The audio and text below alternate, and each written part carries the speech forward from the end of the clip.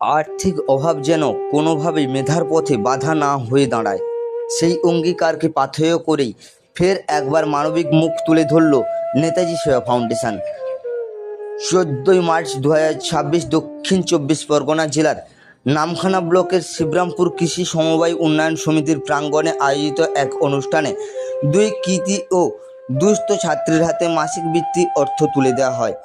এদিন অনুষ্ঠানে উপস্থিত ছিলেন সংগঠনের সম্পাদক তথা পশ্চিমবঙ্গ প্রাণী মৎস্য বিজ্ঞান বিশ্ববিদ্যালয়ের অধ্যাপক ডক্টর শান্তনু বেরা।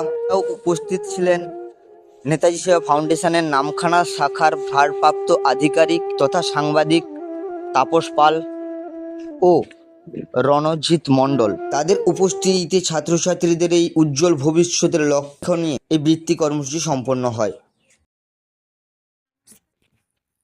আমার নাম লিসা দাস।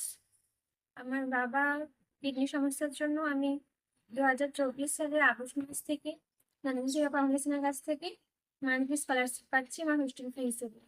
এই স্কলারশিপ আমাকে অনেক সহায়তা করেছে।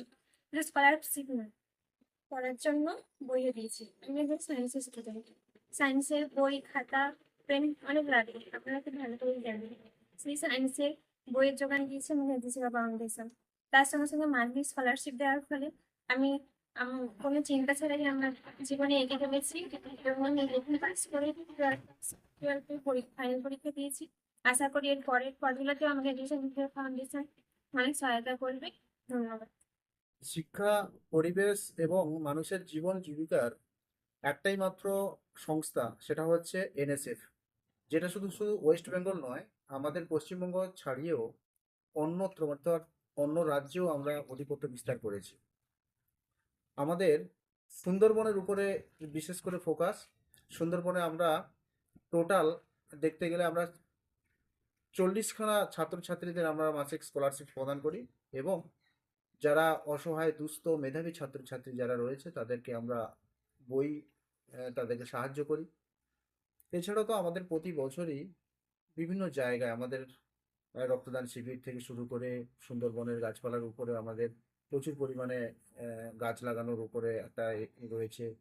প্লাস হচ্ছে মানুষের কীভাবে তাদের রুজি রোজগারের উপর ডিপেন্ড করে তাদের আগামী জীবনের দ্রুত বৃদ্ধি করা যায় বা ভালোভাবে লাইফ জীবনযাপন করা যায়, তার উপরেও আমরা কাজ করে চলেছি।